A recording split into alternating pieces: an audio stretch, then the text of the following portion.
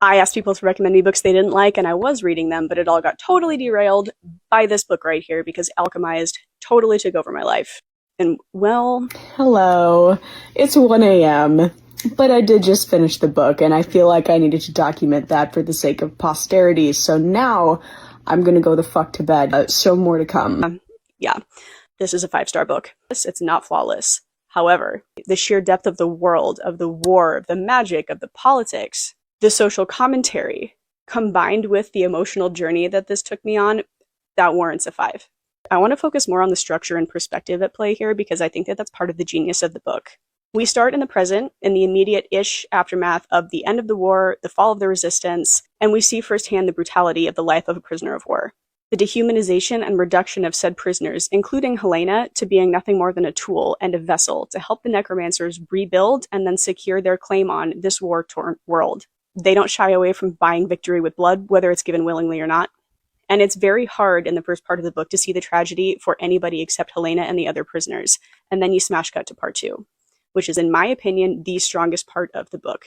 This is the thick of the war, where we learn that dehumanizing people is not exclusive to the necromancers. Through the manipulation of faith, deeply misogynistic beliefs, and purity culture, both the standard meaning and the purity of soul, the resistance is the other side of this terrible coin. Claiming moral superiority while employing brutal tactics under the table and hiding behind the guise of God-given miracle instead of acknowledging the sacrifices of humanity required to win the war.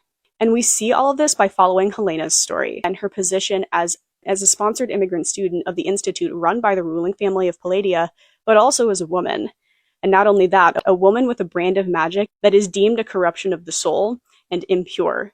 But she's also a critical asset. She's the most talented healer in the resistance. She can do things that nobody else can.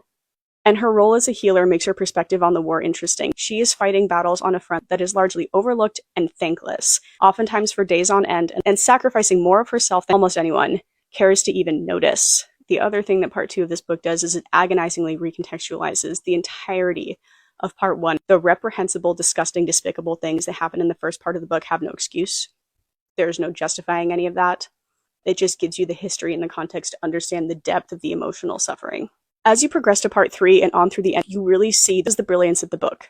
There is no black and white. It's not so easy as good guy versus bad guy. There is only the lesser of two evils. You see the erasure of history, accompanied by the always underlying theme that history, that's determined by the winners, and people can and will choose to tell a narrative that best suits them.